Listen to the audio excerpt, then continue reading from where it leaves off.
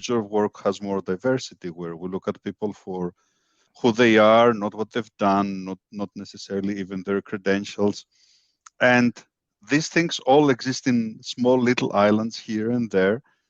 It's not going to change overnight. So tomorrow morning, not everybody's going to be remote. And in fact, maybe never everybody's going to be remote. And that's a good thing.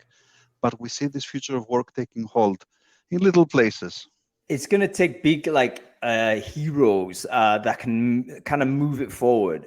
You saw Brian Chesky at Airbnb make a big comment and big commitment last week about, listen, we're going full remote. Airbnb are not a mega business, but they're kind of big enough for it to make give some sort of inspiration to other companies to say, look, maybe we can do this.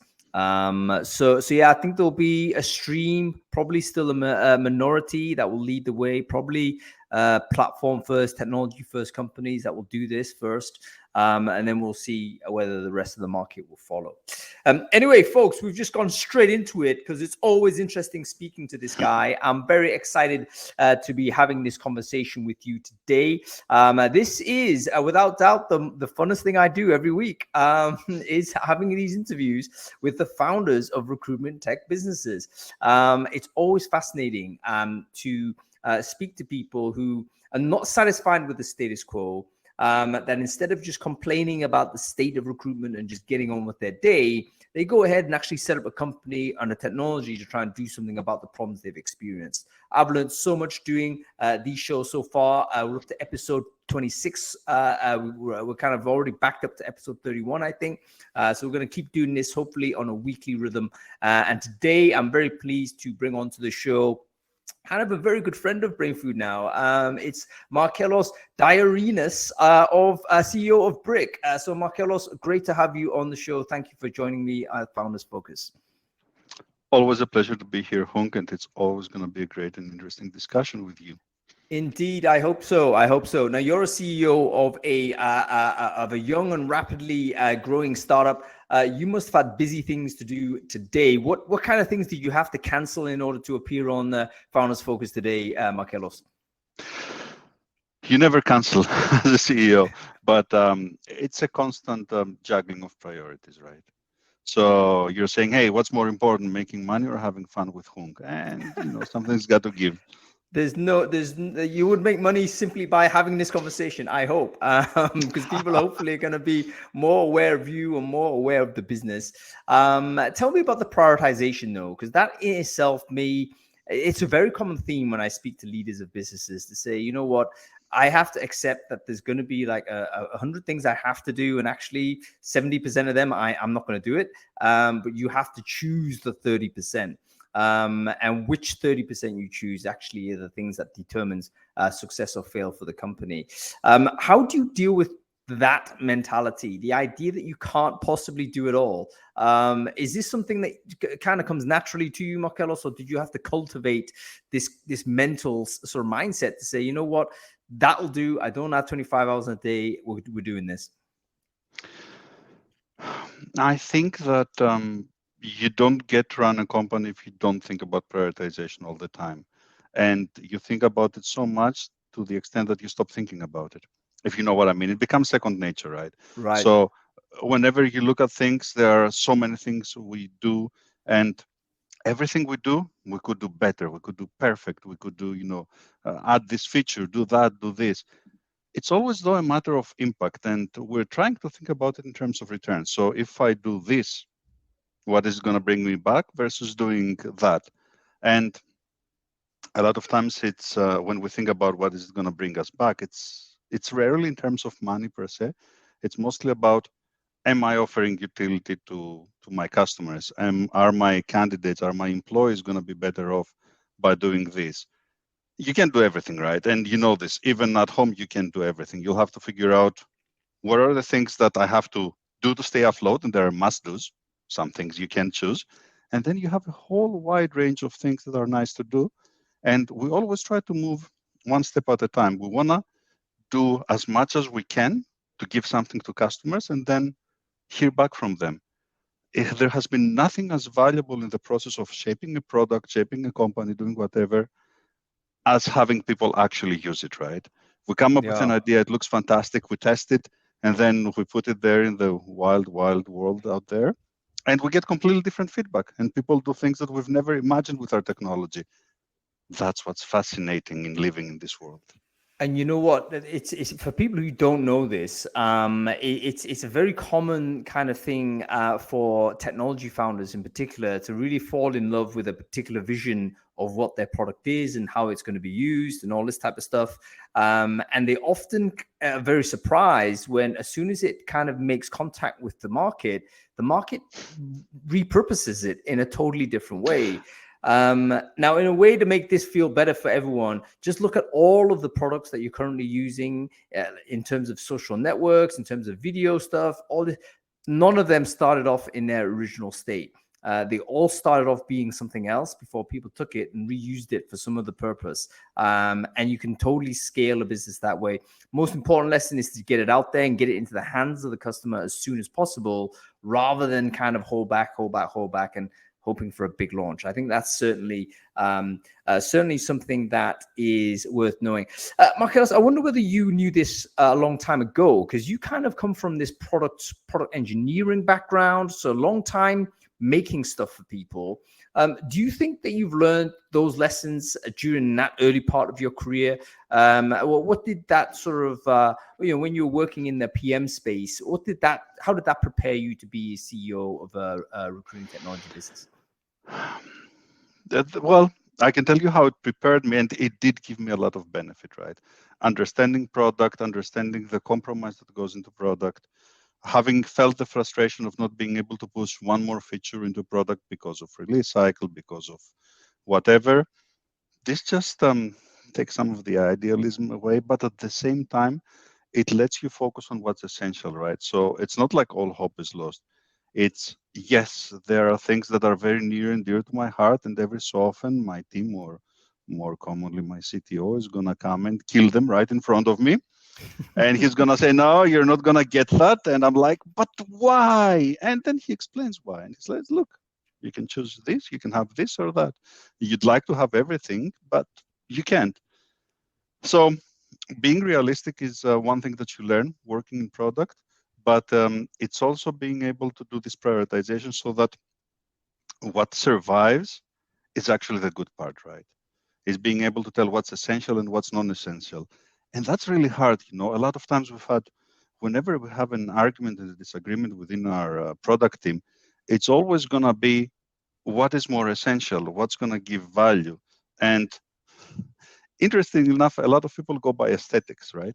So it's going to be, but this looks so nice. This is going to be amazing for our customers. It's so fancy and colorful and, eye candy. But is it giving them real value? And then you have to do the choice. So, once you go through a couple of iterations of products, and you also see what it looks when things end up badly, when you kill the things that matter and you keep the eye candy. So you end up with what I guess is best described as a hollow shell of a product that looks very nice and glittery on the top. And then you try to push a button and the button just caves. It doesn't even work. So once you go through that, yes, you learn a bit about the realities of product management. But more so than anything, I think that being a CEO doesn't, even for a product-led company like we are, right, doesn't have to do with having a background in product management. If you ask me what I think makes me a successful CEO is finding the right people, getting the people who are going to be around you and the ones who can share the vision, share the culture, and help you solve the problem. Sometimes I'm hands off from a ton of things. So there you go.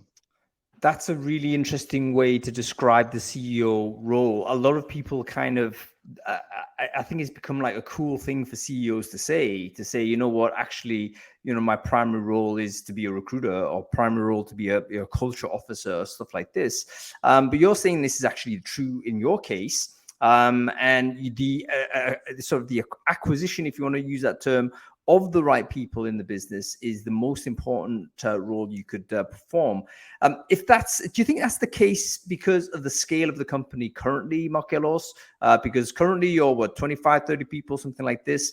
Do you think that's going to change if you do end up scaling to a larger size, or do you believe that, I guess what I'm saying is, that the role of the CEO shifts significantly away from recruitment once, it grows beyond a certain scale? That's a very interesting part. A lot of CEOs pride themselves of, handpicking everyone that they're choosing and recruiting everyone. I don't. I handpick my team of direct reports and people who are I'm gonna be dealing with every day. But I also trust them to do their own hires. So I'm not gonna interview people unless one of my reports says, "Hey, I'd like your opinion on this," or "Here are two candidates. I'm not sure which. Could you give me a hand?" And I'll be gladly doing this, but I'm not going to be within every process. This is not how you build a great company, right? You don't build a great company around a single point of failure, even if that point of failure is hiring. Now, unsurprisingly, we're blessed with a great hiring process that uses our own technology. And that has helped us a lot, right? I'm looking back, and from the 30 people we are now, we maybe lost two people in the past, how many now? 3 years. Two One people of in them 3 years. being a regrettable loss. Yeah. So, going back and looking at that, you know that you're doing some things right. You're bringing people who not only can do the job, which is important for us, because otherwise they're not going to be happy either, but who also fit into our overall culture. And having a process that supports that and does that so in a diverse way, that's a great thing, right? You know what? There's some really interesting things we want to talk about. By the way, folks, if you didn't know, Bryq.com, you should check it out. They're basically a recruitment technology. So it's there to basically provide greater information, talent intelligence on the candidates coming through and assessing people in a non-biased way. So it's obviously the case that you have to use your own product, but we'll dive into that in a little bit. What I'm also more interested at this point, though, is how you have truly delegated the responsibility to the hiring manager, because the most commonly thing when I hear CEOs say that, they get involved at last stage interview far beyond the 20, 30 sort of size business. I remember working, in fact, I've never worked for a company of that scale where the CEO hasn't been involved in every hire. It's usually at a higher number of employees that they step away, so they don't truly trust that their direct reports in the same way you do. So I wanted to know, how did you learn to let go in that way, and when did you do it? I mean, has it always been your habit, or was there a moment where you realized, you know what, I've got to step back away from this? It wasn't easy. Look, when you start a small company, when we were three of us, you do everything, right? From hiring to painting the walls and I don't know, making coffee. Now I'm just making coffee these days. But the point was that as you grow the company, you can only be successful if you delegate. And delegating doesn't mean here I'm going to be telling you what to do. All our hiring is principled around hiring people who are great, ideally slightly greater than we are, a bit smarter, a bit newer, a bit more open-minded, and then letting them go and do their thing, right? Giving them directions, providing them support, making sure that they have what they need to be successful, and doing that. So once you have a team and you start, hiring your first few sales, you realize that I can go into the process and I can look at people based on my own biases. And we know how any hiring process, any interview is really more of a chemistry thing than anything else, right? Oh, I'm gonna look at Hung, and Hung is great. He talks in this fancy accent. I kind of like him, makes him seem really smart. So love the guy. Let's hire him. Or, I'm gonna look at Hung and he's Asian, and I had so much issues with Asians before. So I don't think he's gonna be a great fit. Either way, you're losing. There's nothing of real value unless someone, and here's where I go into process. When one of my reports comes and says, hey, I want to understand a bit more that for the candidate. When I'm going to go in and get some specific aspect, whether it's technical, whether it's cultural, whatever it is, but whether when I can shine light on something very structured. And this is why we created a process that actually works. It starts from looking at all the candidates and then figuring out, hey, who are the potential matches without even looking at the resumes. So if I got, 50 or 100 or 1,000, doesn't matter, candidates, here are the 10, 15 people that kind of seem very promising, their predicted performance is up high there. We're, on the 10th percentile. And let's start looking at those people. Let's start looking at their, resumes and how they fit. Let's have our people talk to them in a structured way. And what does a structured way means? It means that I'm looking at Hung for, I don't know, the role of the next CEO. And I see that Hung, for example, doesn't love talking to people. His communication skills are low. And yes, that's what comes out of an assessment. And yes, our assessment is super accurate, but not always 100% true. So I'll go in and talk and try to understand if the candidate really represents that, to what extent they have or they have not the skills that I'm looking for, and if they'd be able to compensate with something else, because there's never going to be a perfect candidate for anything, right? It's always a compromise. So, I mean, again, folks, do check the product out. So I understand not only is it a technology, but it's also a technology that disrupts the traditional sequencing of recruitment events, basically. So in other words, the first thing you encounter is the assessment result prior to CV. So you're basically pushing the biography further down the pipe. You want to see the assessment score in terms of their suitability for role. And then when you have that score, you're not just getting rid of the interview, but you're equipping the manager with the ability to interrogate the candidate based on the information, the additional information that they now have as a result of this, bit of information. So it's, a lot of people, perhaps if they're new to recruitment technology, they're typically very skeptical. They say, hey, listen, we definitely going to see the CV. We definitely want the interview there. You know what? Those things can still be in process. You just need to do them in a slightly different order. In the past, the assessment used to be at the end of this process.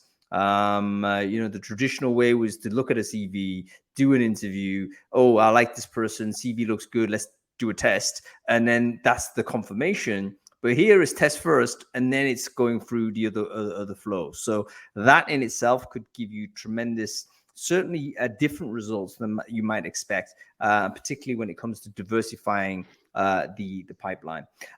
Markellos, we're going to circle back to product in a little bit, but let's go back into sort of the dim and distant past. So when you're growing up as a kid, and you're looking at your future, your career, and all this type of stuff. Did you ever think that being an entrepreneur was going to be part of your journey, or did that happen just as a happenstance, sort of as you progressed in your more traditional career path? I love technology. So I come from a technology background, and I always thought that I'd be somewhere in technology. I was thinking that I'd be running a technology business maybe at some point. Never thought it would be an HR tech company. But I think it came over time, right? You start with your love and you go into things that are really near and dear to your heart.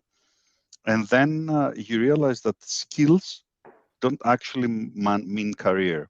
And I used to, not anymore. When I graduated from college, I used to be a great developer, right? I'd write awesome code. I used to be a great coder is probably the right thing. And I was a developer for 5-10 years of my career, which wasn't as satisfying because being a developer puts a very low ceiling on what you can achieve. You can only do so much as an individual contributor or maybe later as a manager. And it's a lot of detail work and a lot less of the big picture, let's change the world kind of thing. Once you realize that your personality, though, is always unsatisfied with that, then you start moving on and on. And it took me a couple of career changes until I figured out where I want to be. So it isn't easy. It wasn't easy. Nowadays, things that we do are more towards the direction. It's about let's go and help people and give them a push, not necessarily just to things that they like, but things that are going to come natural to them. Let's put them into an environment where they're going to be performing best. And I had to discover it. I started with development, did some of that, then did my MBA, kind of figured out that this is okay. I kind of like this, hated some things in MBA, like accounting. I always say that, doing degrees is for lazy people like myself, because I would never in my real life sit down and try to study accounting and understand how it works. Now I do. But I had to pay dearly for that in terms of going through an MBA. By the way, it was a super fun experience. Loved my MBA. and highly recommend it to anyone who feels that way. So you do all those things, and then at some point in your career, you are at a place, and I was at a great company, really loved the people. By the way, that was a 400-person company, 400 people company, and it felt great because it had a lot of great people. Even so, you're in a great environment, and you're like, I'm feeling like I have a glass ceiling again. There's not much more I can, and yes, I could be running that company one day, but I can't see a path that's going to be, from here to running that company within, I don't know, 3 to 5 years. So now it's time to go and realize some of my dreams, go and do my own thing. And it's really about having an impact for me. It's having a change. Can I go out there and impact? Money is kind of secondary to this. Yes, you make money if you're successful, but success for me is really going out there with a product that helps people and moves the needle, and realizes that future of work that we're talking about. So much more of the reward is when customers come and say, hey, this really helped us, this is fantastic, we haven't been able to do this before, this really saves us money, saves us time, does right for people, rather than anything else. Yep, that's right. I love the fact that it's a journey, Markellos. As I say, the folks, if you've watched the previous shows, everyone's got a different entrepreneurial journey. Everyone has gone and landed in this path in a different way.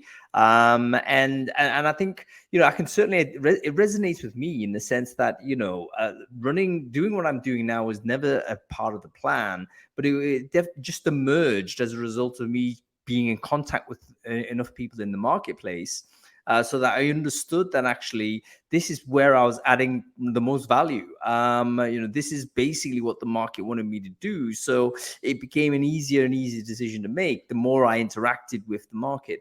And I guess this is where, one of the entrepreneurial lessons that I've learned, and I'd love to get your intuition on this, is proximity to the customer is the key thing. Like you got to just be totally you've got to have a very large surface area to absorb all of the issues that the customer has, because that's going to give you more basically intelligence in terms of how to make decisions internally. You don't want any big distance between you and the people you're trying to sell to, because then you're almost like you're throwing darts at a long distance away from the dartboard, and you require a lucky shot to get it right. In terms of your journey with Bryq in particular, Markellos, when did you know it was going to be this? When did you know it was going to be this thing? Because I think you set up as kind of a consultancy business to begin with. Did you have like lots of different experimentations before you settled on this? Or was there an incident that caused you to think, holy crap, this is an opportunity? Oh, look, everybody has gone through hiring in their career, and once you face the challenge, you know that the system isn't perfect. It's far from perfect, actually. And what's worse is that a lot of times when I hired wrong, and I've done this, unfortunately, in my career, I think everybody has done it. I was looking back at it and saying, hey, this was a regrettable hire for sure, for ourselves and for the person that we hired. Could this have been avoided? And looking back at the tools that were at my disposal, at everything that went through the process, I don't know how I would do it better next time. So this shows you a broken process, right? A process that you're gonna fail every time, faced with the same situation, means that the process itself is not working. And that was kind of creating a niche over time. And it took about, I don't know, 10 years from the realization of this to actually doing something about it. So a lot of the entrepreneurial ideas are not things that, how did he come up with? These are things that are working in your back of your mind for like 10 years, and you're thinking about this, and you're looking at things, and you're kind of going out there and sampling what is out there, and you're saying, yeah, okay, this problem has been solved, and I no longer need to care about this. And sometimes it will happen when you're really close to, setting up something. You'll see someone who does it really good, and you say, this is what I would love to build. They've done it. And we were looking at HR tech, and did a ton of educating ourselves over the last few years before we started this, and we didn't see that.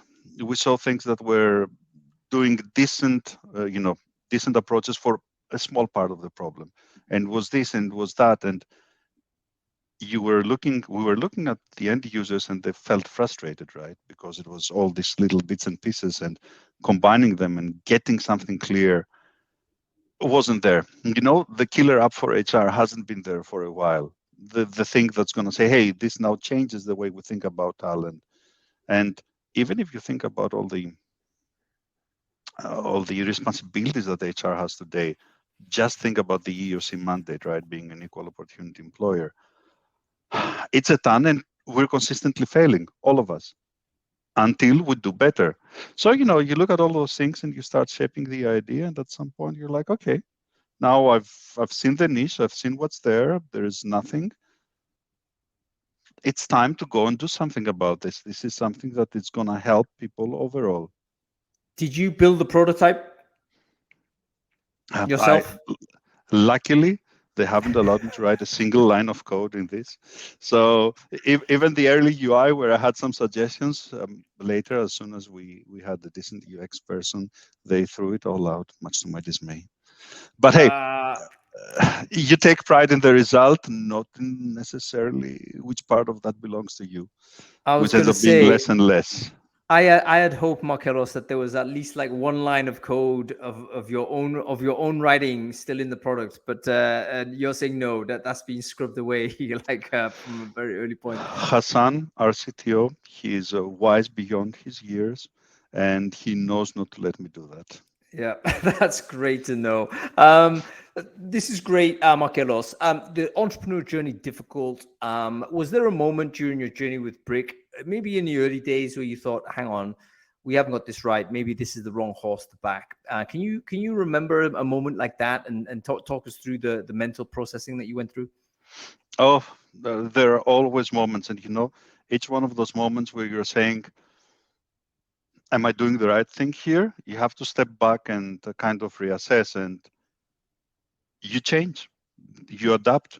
When we really started, we wanted to be super accurate, right? We want to have all the data and have I don't know, whatever, 99% accuracy if we could. And this led us to an experience where you take an assessment that was maybe an hour and a half. And Too we long. went with that to the market. Hmm. And the market pretty soon told us what they thought about our approach. And they didn't mince words, right? They said, look, it's fine, but it's too much. It's still less than some of the other systems, but not materially so. So why can't you do it? How can I apply this to 10,000 people? Just the sheer numbers of hours that are going to be used here, you're never going to be able to do it. So, you get that input and you're saying, but I have to have this much accuracy. And then you're starting to ask more basic questions. Why do I need this much? Where can I compromise? How can I give more to my constituents, them being candidates or employers, doesn't matter, while taking less of their time? Where is the right balance between time and value that you get? And it changes, right? So we ended up having a host of things where some of our assessments are as fast as 10 minutes if I want to hire someone.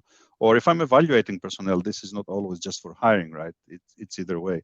If I have, I don't know, 100 waiters and I'm trying to figure out which ones to promote, if there are opportunities to move some of them higher in customer service or whatnot, I cannot expect these people to spend half an hour.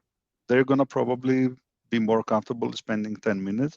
And by the way, that's going to be something that they'll have to do on their cell phone because most likely they're not going to have access or even be confident in using a computer for something like that, but they're well versed on their phones.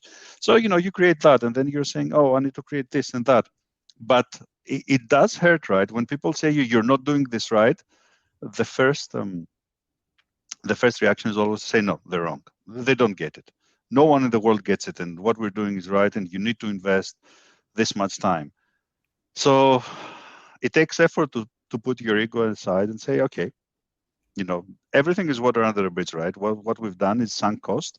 And we're now at a point where we need to move forward. So it doesn't matter that I've been working on this and it's, a big bit of my effort and heart and, blood, sweat, and tears and everything for the past 2-3 years. It's irrelevant.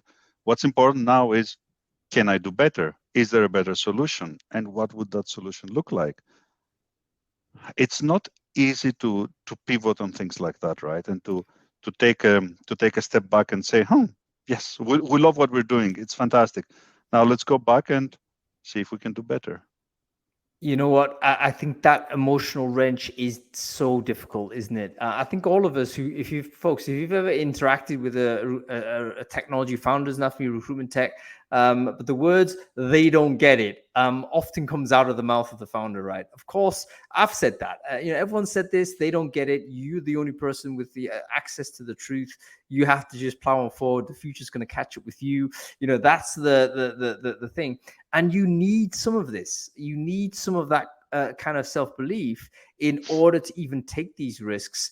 But at what point does that belief system become maladaptive for you when you're failing to recognize nearer opportunities or better opportunities, better pathways to go? So I think it's very difficult to do, but I think it is a skill that you need to develop over time when you have to recognize maybe it is intuition. Some of it maybe the data might give you something, but the intuition might give you more, where you think, you know what, it's not landing to where the customers want it. We need to pivot a little bit on this, or iterate on it rather than pivot. And that's not an easy thing at all to do. Emotional commitment, folks. Somehow you've got to almost oscillate your emotional commitment, Markellos. Have a think with me about this. Firstly, you need to invest emotion to get it done, but then you need to pull it back. And once it's that testing phase, that's when you somehow need to pull back your emotional commitment and have it tested, and then again go with the emotion.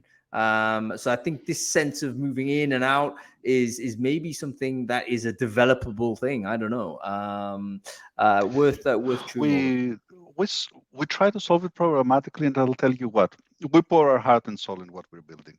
It's always going to be like that, right? Every feature, from the biggest to the smallest, from internal mobility to career planning, we always want to do something that's perfect. And then once we put it out there, we're saying, okay, we're an audience of 50, 30, doesn't matter.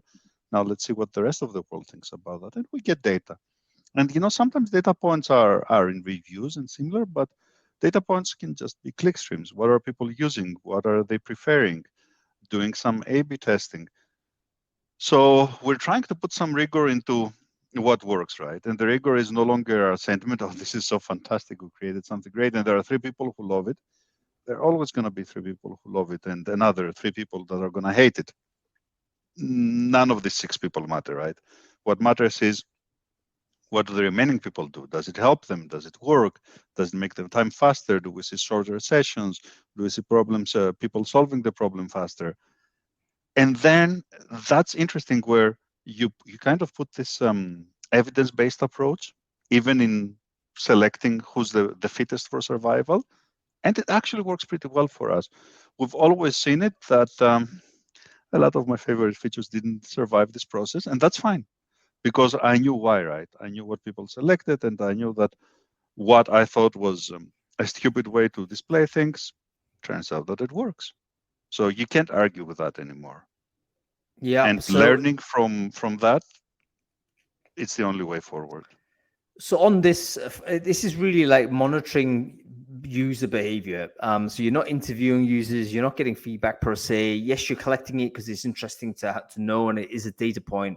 But the most important stuff is how these features are being used, and is it creating downstream impact via their usage? So in other words, you've released something. Does this population that use this thing more than the other population that doesn't use this thing, are they getting faster in their workday? And if you can see that they are getting faster, then you can probably guess, you know what, it has actually helped them out.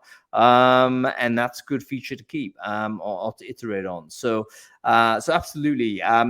Maybe that's even something that could be automated in future. So take the human decision making out of it and simply say, you know what, every feature will be scored in terms of their it will give a score in terms of whether users actually use it and get better, and we'll just keep building on from that. So you can even automate that flow and not even have a human being kind of make these bias assessments in there. Okay, so Markellos, let's talk about, when we opened this conversation, we talked about this kind of remote work and the future of remote and so on. Bryq was always a remote business, wasn't it? So when you set your company up, I know you have HQ in Athens, and that's where you're based. And inevitably, where the CEO is, that tends to be where there is a locus of some sort of center. But when did you decide that it was going to be a thing, that you weren't going to be like an overly centralized business per se? Was there any reason why you made that decision? Because this was definitely pre-COVID, wasn't it? It was pre-COVID, and I think it was on day one when we were discussing this, because I was in Athens. Guy, our other co-founder, is in Athens, and Hassan, our CTO, is in Oxford. So it was never an issue of, hey, we need to get together to make this work. It was like, fine, you're here, I'm here, we're starting to build this, and where's the next person we hired? And it didn't have to be Athens or Oxford. We were immediately exposed to this reality of, hey, people can work from whenever. And this probably comes a bit from my background. Last team I was running was in probably 15 different countries. We had a team of account managements, customers all over the world. They were everywhere. It doesn't come without its challenges, I'll have to say as much, but you can get it to work, right? You understand how it is, you understand how to put the team together, understand what touch points are required, and you can actually be very effective in doing that. Way more so than would be in, in the previous role of having one central team and having people travel all the time. We still did part of that, right? But not as much as you'd think. So going into Bryq and starting in different places immediately set the tone for us. And then the pandemic came and it just reinforced that we were going down the right path. And would still like to hire people in the locus. We have one in Athens. We have one in Florida, where we're trying to get more people together, because it does help. There is always merit to people getting together, sitting down, even being in the same office, right? A lot of what I pick up from being in the office and listening to other people talk and discuss issues is important. It's culture. It's the way we deal with things. It's understanding more in depth. Whenever we have a new person, we'd like them to spend a couple of weeks in one of our offices if we can, because then they're just going to get a bit of an understanding what kind of company they work in now. And then they can go and carry the torch alone wherever they are. And they'll get eventually, now that we're post-COVID, we're starting to think about, do we get together? Do we start putting, quarterly, maybe local or an annual thing where we all get together and we talk? Contact is important, but you can do everything remotely nowadays. And you just change your pace. Sometimes now we'll Slack to people who are next to us in the office, which is fine, because this is your natural way of communicating now. It is Slacking people. Yep, I think that we're getting better at doing it for sure. But you're also right in the sense that the in-person experience does have some moments which are difficult, or if not currently impossible, to replicate with the current technology we have. As you mentioned, being in the overhearing stuff, like absorbing non-directed communications. In other words, it wasn't directed at you, it was directed at somebody else, and you've overheard a few things. That's actually useful because it just gives you a little bit more context as to where the business is.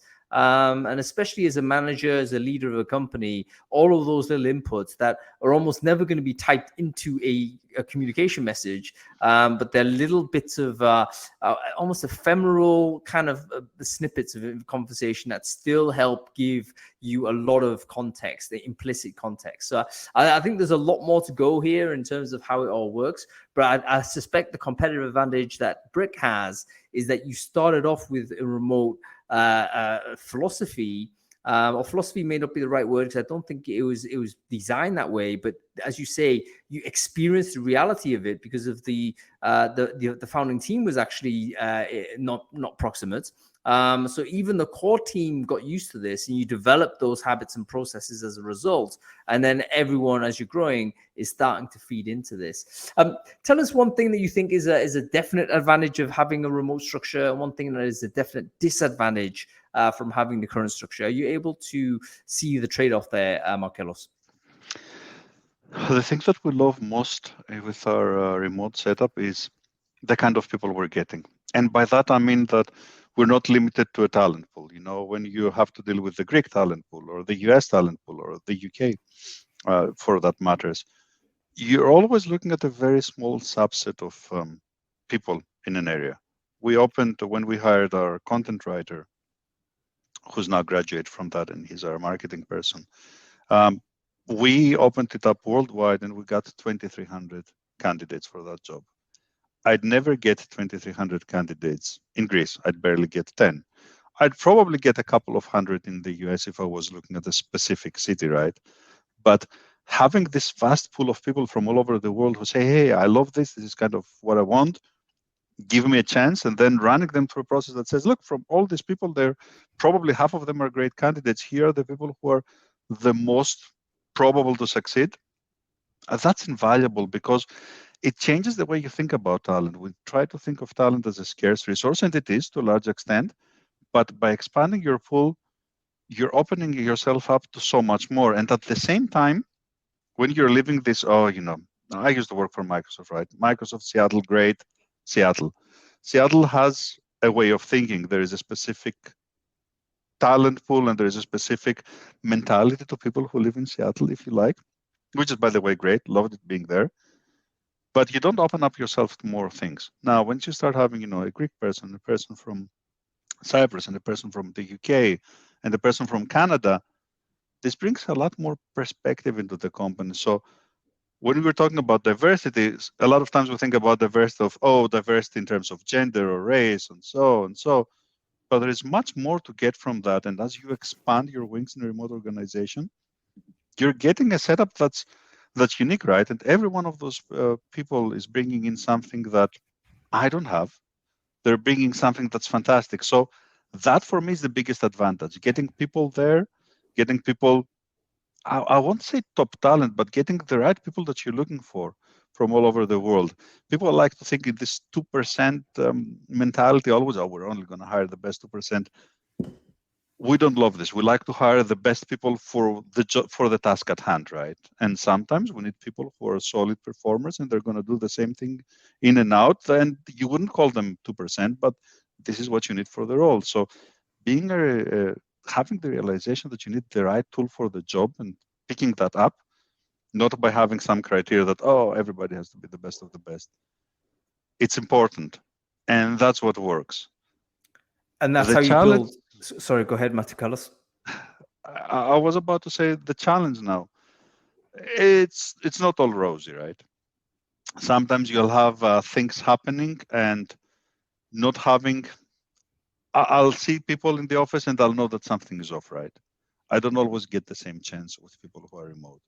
So a lot of that interpersonal communication that has less to do with work and more to do with being people, being colleagues, being work friends, being parts of a team.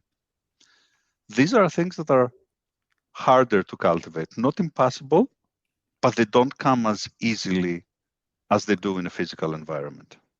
Yeah, that's a brilliant encapsulation. There's three things you said here that are super interesting, Markellos. Let's sit on each of those for a little moment.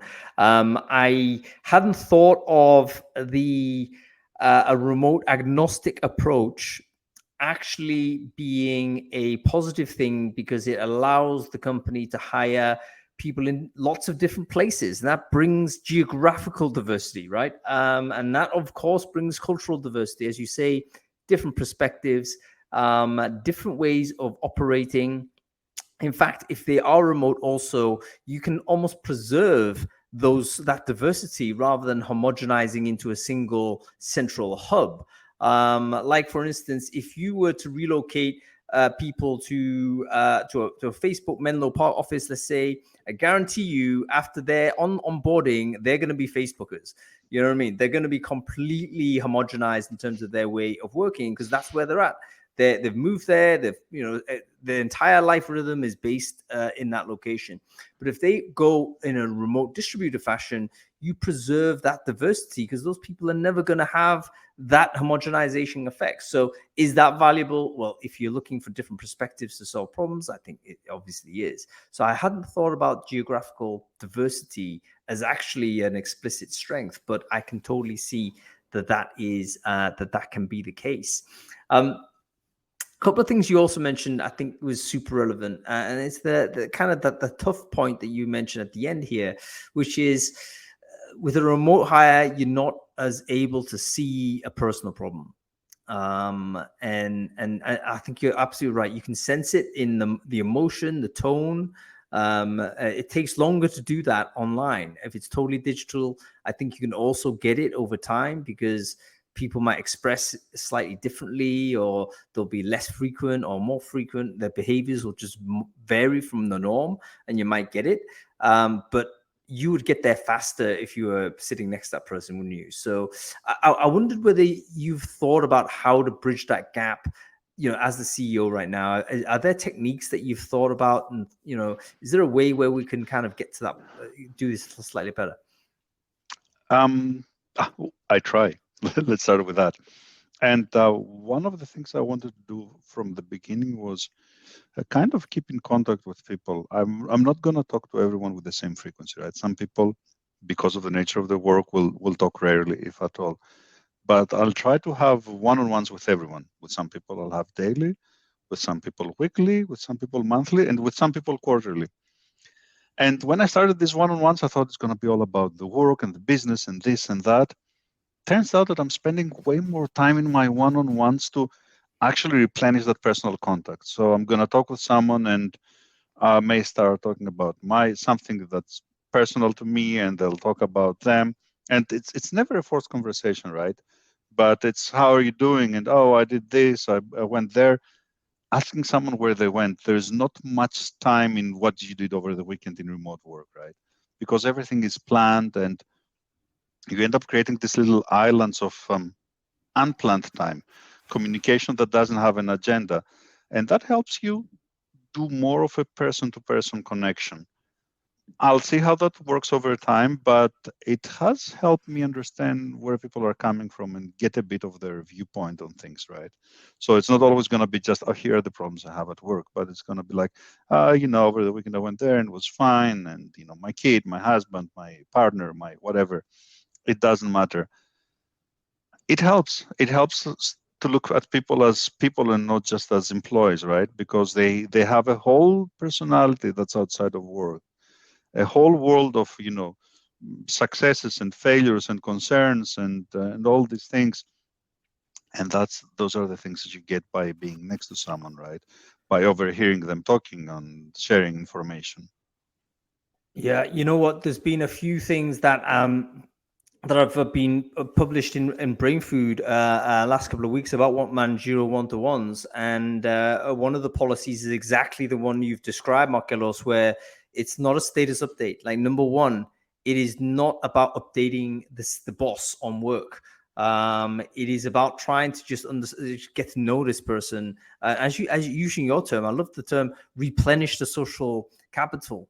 To be able to basically better understand this person. And over if your frequency is a month or a week or whatnot, this might be stuff that's happened in there that's useful to update. So leave work out of it. That's not the purpose of this. The purpose of it is to replenish the relationship, strengthen it, and make sure that that trust is maintained at a high level, because that's when, without a trust pipeline, if you like, the communication is not going to flow. If both parties end up not feeling that there's a trust relationship there, or it's degraded over time, then there's going to be less information flowing backwards and forwards. And that's often a dangerous situation, because you don't know when there's a problem, or they don't know when to report there's a problem, or they don't feel they can come to you and all that type of stuff. So that is very, very interesting to think about. Do you think that this changes management, Markellos? The idea that it's not about work, actually. It's about building a trust relationship with a colleague.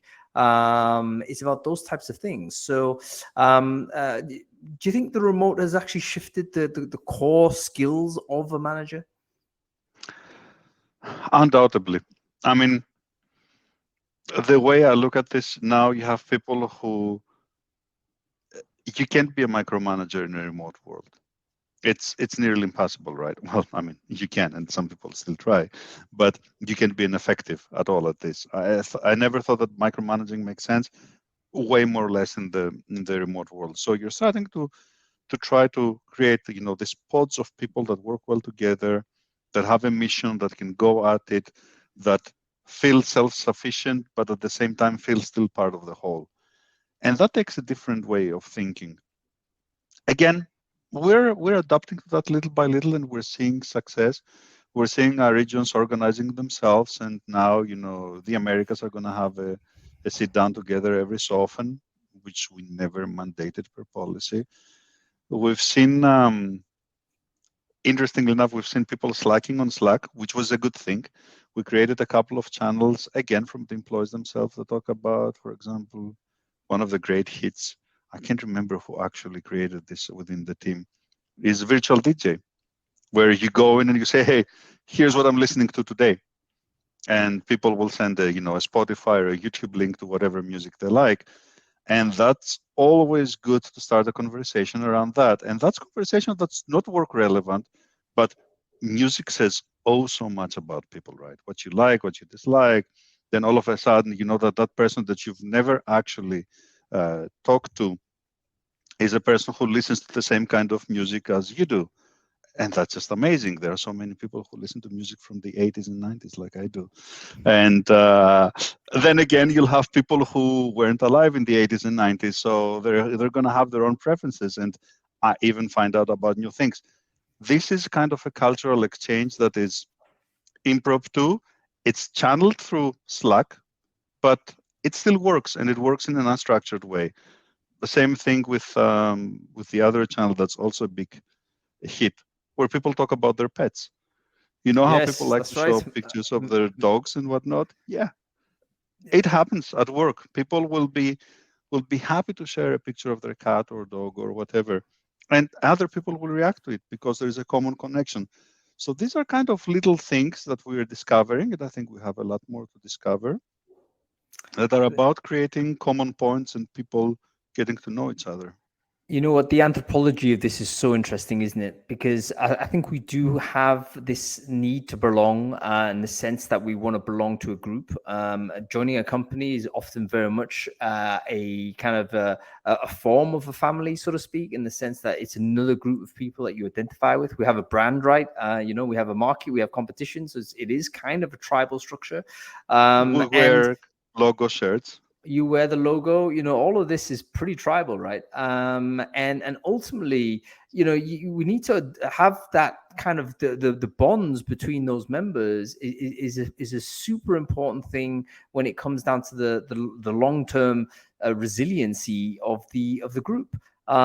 Because we need mutual support. We need to be able to, move resources into different places to respond to different conditions.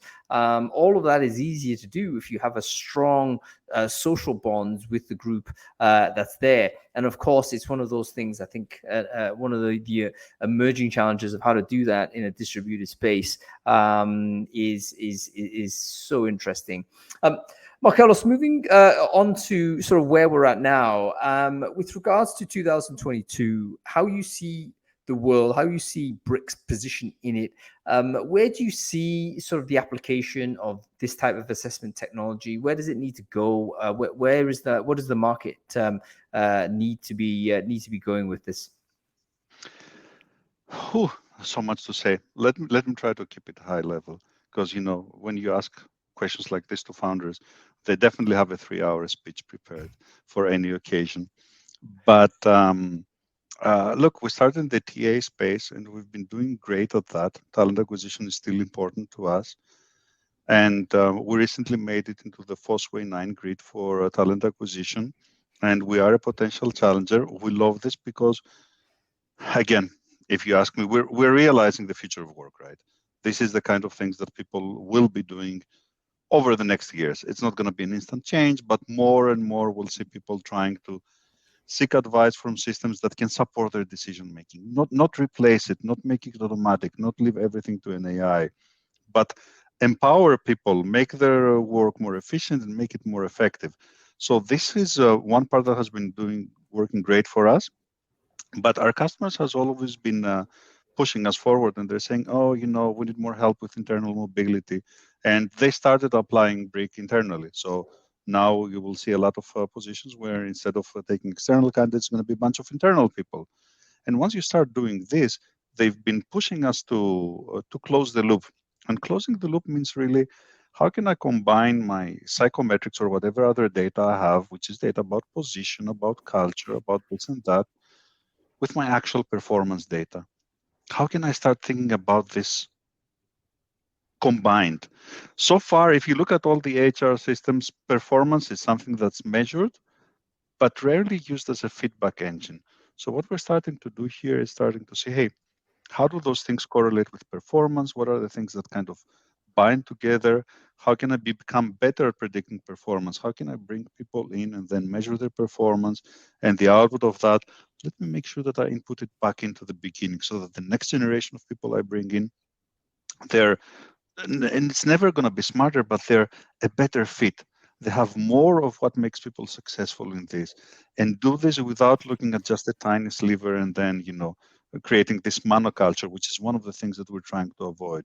So balancing between fit for the role and diversity and helping people really close the loop, this is what we're looking for. And we've had already some awesome successes in this, in working with people, and they have large teams and they optimize it.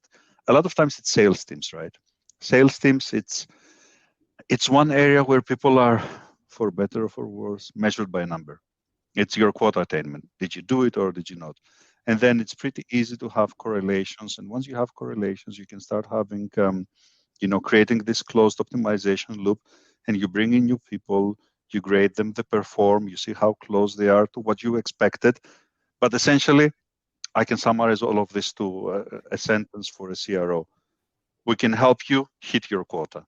And that's what they care about. Can I make it more effective? Is it going to be because I'm going to take some of the BDRs who are ripe and move them to sales? Is it because I'm going to hire the right people from outside? All of those things. It's a combination of everything. But can I help them hit their quota? And I can. And then we started doing a lot of work with those high churn roles. Places like call centers, right? And call centers invariably suffer. And you know what happens in a call center? We see this with a customer we're working on now. They have like 10 different teams of agents that are doing slightly different things. If you ask them for the job description, it's the same. They're call center agents and they have to take calls and answer and so on. And then we said, okay, you think that these people are fungible. We say that they're not. So let us look at the data. And they gave us performance data for these people. And what we saw was nothing short of amazing, because we saw people who are a great fit for the role and perform well. And then we saw a lot of people who bad fits, bad performance in a role, but who would actually be outstanding for another team. So all of a sudden, what we're saying is people are people. They're not fungible. They're not barrels of oil or, bars of gold, whatever. Each person has a place where they're going to be best at. So let us help you, and let's take these people who are now suffering in team A.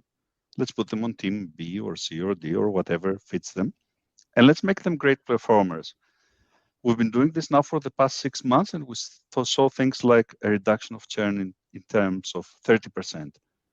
Once you go to those high churn positions and you're saying, hey, I'm going to give you 30% less churn, that starts translating into millions of dollars for the customers.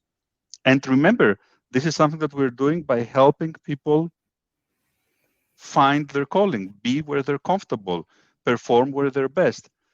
This is the thing that gets us excited, right? It's all this talent, and talent that goes to waste now because we don't have the tools to see what to do best with these people. Not only do we not have the tools, but oftentimes the talent themselves don't know or are not in the best place to judge what it is that they prefer or are best to do. So I think having some form of way of assessing this is why I think horoscopes are so popular still, right? Like we're not confident in our own self-awareness.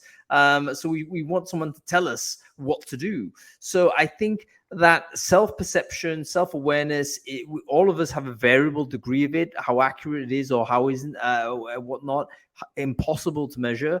What we do need is to have some sort of system that can actually just tell us, here are the things or activities that you are just going to be optimized for. Based on your character traits or your behaviors or whatever it is, and your interests. These are the things that kind of align to the sorts of activity you want to do. I have a friend of mine actually whose family member is about to do a career change, for instance. big career change, 20 years doing one thing, tired of it, wants to do something else. And the question was, oh, what are the transferable skills? They have this type of skill set. And I think the first question is no, it's not about the transferable skill set. It's about what is it that this person actually enjoys to do in the working mode. Do they want to work by themselves? Do they want to work with people? Do they want to look at a spreadsheet? Do they want to do deep focus work? What kind of thing?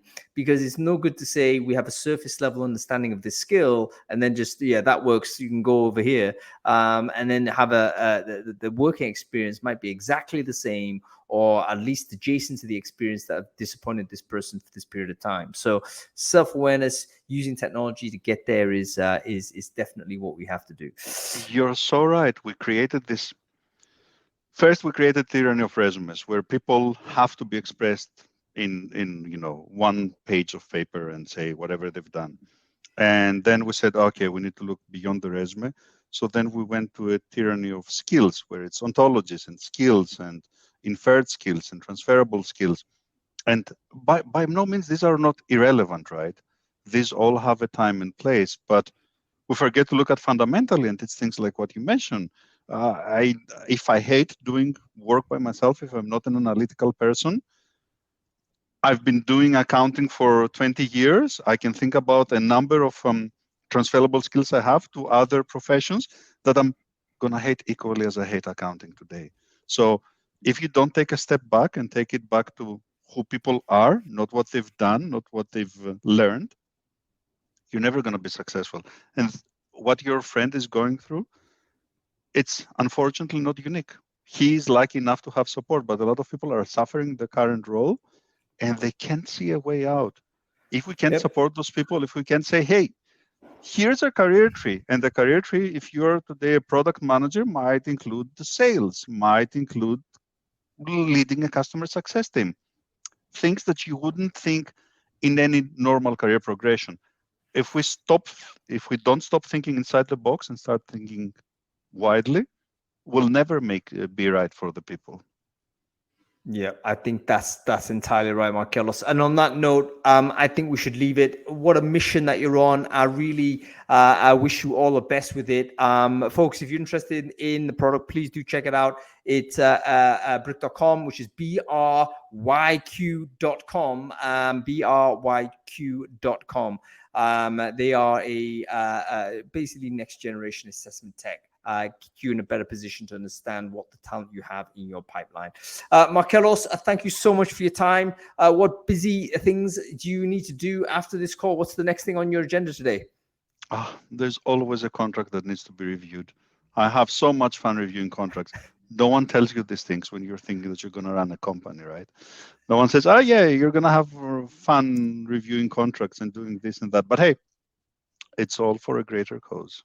I was going to say it's a contract. Hopefully that means some revenue for the business. So, okay, Markellos, great to have you on the show. Thank you so much. You have a good day, sir. You too. Pleasure being here. What a great guy. Love speaking to Markellos. He is a person I think we can all learn a huge amount from. Make sure you follow him on LinkedIn, by the way, if you don't already do so, and do check out his business. Okay, that's about it for this show. We are back this Friday. We're going to be talking about strategic workforce planning for Brain Food Live on Air. So if you are interested in basically solving the recruiting problems before they actually arrive by, giving ourselves longer runway to deal with some of these issues, make sure you sign up to the show. It is on Friday and we're going to be at 2 p.m. British summer time. Okay, that's about it, everybody. Thanks for watching.